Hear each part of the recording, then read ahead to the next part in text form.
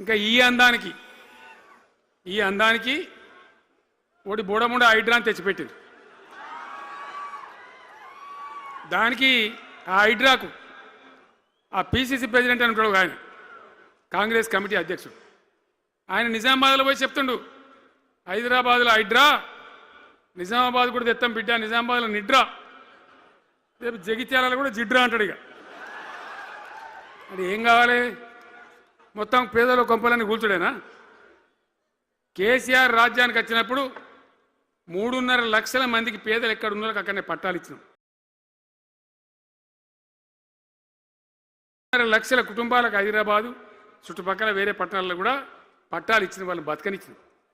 ఇలా ఏం కూలగొట్టుడు? అది పుస్తకాలు కూడా తీసుకుని పోరాలు చదువుకునేటి అంతే గిరితమా? నేను ఒక్కటే మాట మనవి చేస్తా ఉన్నా, గ్యారంటీగా బీఆర్ఎస్ గవర్నమెంట్ వచ్చేది ఖాయం. మొట్టమొదటి రోజులనే ఈ ఐటాంటోని ఎత్తి అవతల వరేస్తామని చెప్పి నేను మనవి చేస్తా ఉన్నా. తీసేయన్నా దాన్ని, ఐటాన్ తీసేయనన్నా? పక్క మాటనా? మళ్ళా మొదలు పెట్టిరా ఇక జరాగు, 5 నిమిషాలు అది అయిపోతుంది. హైడ్రాని పీకేసి మొదటి సంతకంతోనే తీసి చెరువులో వాడేస్తాం దాన్ని. ఇప్పుడు మనం చేయలేం. 46,000 చెరువులు మంచిగా చేసినాం. ఏమన్నా గుడిసె కూడా కొలగొచ్చామా? ఇల్లు కూడా వచ్చామా? ఇదేమి ఇచ్చేంతరం నాకు అర్థం కాదు. మూసి అని దాని ఎంబడి వాడారు, దానికి ఆడ గరీబులు ఉంటారు పాపం. మూసి ఎంబడిన గరీబులను వాళ్ళని ఏమి ఏడిపించుడు?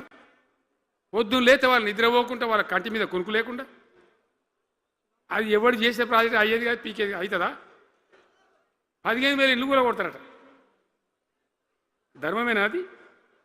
ఈ రకంగా ఇప్పుడు పనికి మాలిన హైడ్రా తెచ్చి మూసి అది చెయ్యాలి, మూసి మంచిగా చేయాల్సిందే వద్దనేవాడు అన్నాడు.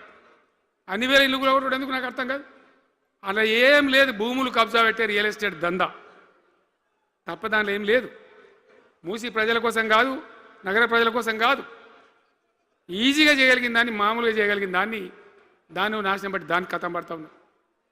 ఏది చూసినా కూడా ఒక రకమైన దోపిడీ, ఒక రకమైనటువంటి గుండాగిరి, అరాచక వ్యవస్థతో ముందుకోతున్నారు తప్ప ప్రజా సంక్షేమాన్ని కాంక్షించి ఒక్క స్కీమ్ కూడా రాలే.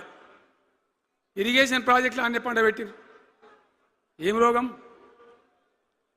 ఒకనాడు కాకతీయ కాలువ మీద, మన వరద కాలువ మీద మోటార్లు పెడితే ఏం కోసాది?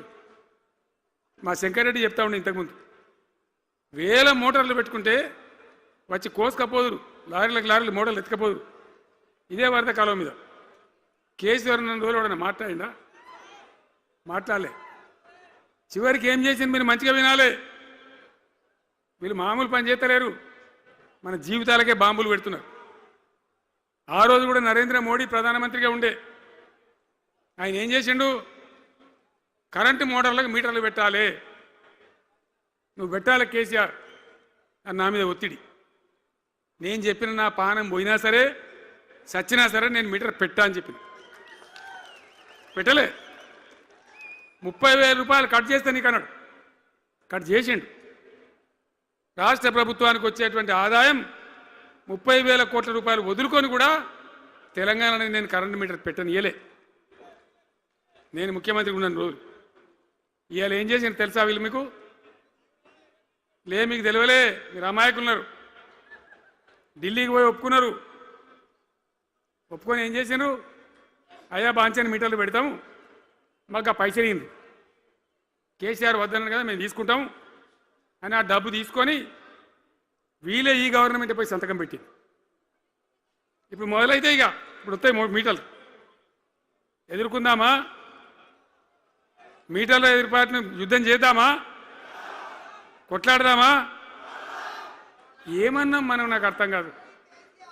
రైతులు మంచిగా ఉండాలి, వ్యవసాయం మంచిగా ఉండాలి, పల్లెలు బాగుండాలి, వృత్తి పనులు బాగుండాలి.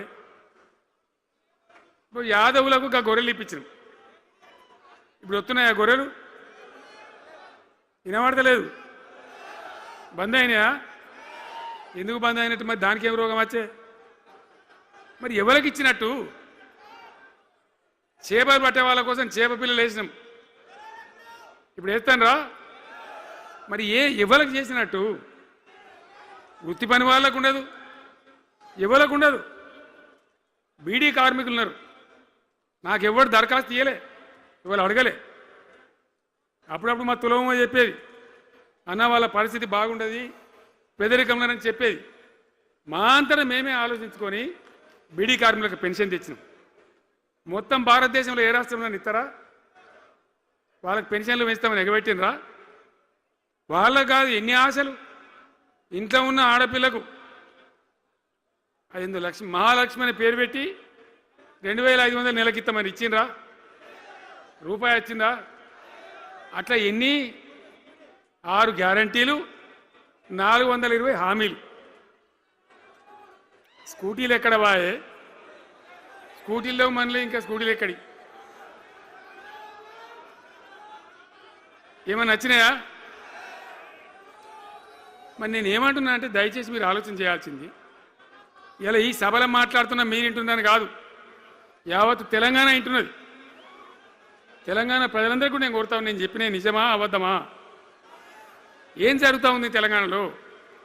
ఈ సందర్భంలో ఖచ్చితంగా ప్రజల మంచిని కోరే ప్రతి వాళ్ళు ఒకటి కావాల్సిందే, మళ్ళా తెలంగాణ పునర్నిర్మాణ యజ్ఞం మళ్ళా ప్రారంభం కావాల్సిందే. దాన్ని ఎవడు ఆపలేడు.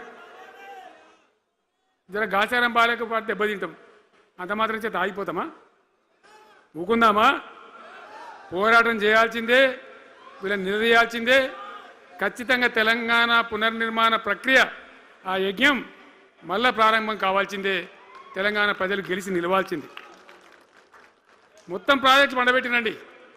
పాలమూరు ఎత్తిపోతల పథకం 90% పూర్తి చేసినాం. కొద్దిపాటి డబ్బుతో అయిపోతుంది. వలసల జిల్లా, కరువు జిల్లా, వాళ్ళని నాశనం పట్టిండ్రు. అన్ని అబద్ధాలు. ఒక్కటి కూడా ఒక క్రియాన్వితమైనటువంటి ప్రజలకు పనికొచ్చేటువంటి ఏ రకమైన నిర్మాణాత్మక పని లేకపోగా కూల్చివేతలు, కాల్చివేతలు, పోలీస్ దాడులు, ఎవడన్నా ఎదురుగా మాట్లాడతామని పట్టుకపోవడు. ఇది రాజకీయమా? ఈ రకమైన కథన? దయచేసి మీ అందరితోని నేను కోరేది ఒకటే, చాలా సంతోషం. నేను జగిత్యాలకు వచ్చిన సందర్భంలో జీవన్ రెడ్డి గారు వెంట మీరు తండోపతండాలుగా తరలి వచ్చారు. సభలో ఉన్నదానికంటే బయట చాలా ఎక్కువ మంది ఉన్నారు. మేము రాగా చూసినాం, తొవ్వలో చాలా చీరి చేస్తూ ఉన్నారు. మీరు వచ్చిండ్రు, మీ అందరికీ మళ్ళొక్కసారి నేను స్వాగతం చెప్తా ఉన్నా. జీవనన్నతో పాటు బ్రహ్మాండంగా పనిచేద్దాం, ముందుకు పోదాం. ఈ జగిత్యాల జైత్ర యాత్రనే మళ్ళీ మన రాజకీయ శక్తుల పునరేకీకరణ చేసుకుంటూ మనం విజయం సాధించే వైపుగా పోవాలి. తప్పక విజయం సాధించాలి.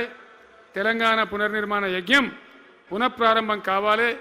ముందుకు పోయి మనం విజయం సాధించాలని కోరుకుంటూ మీ అందరికీ కూడా పేరు పేరున ప్రతి ఒక్కరికి ధన్యవాదాలు తెలియజేస్తూ నేను సెలవు తీసుకుంటా ఉన్నా. జై తెలంగాణ, జై తెలంగాణ. సలవడని గట్టిగా చెప్పాలి. జై తెలంగాణ, జై తెలంగాణ. ధన్యవాదాలు.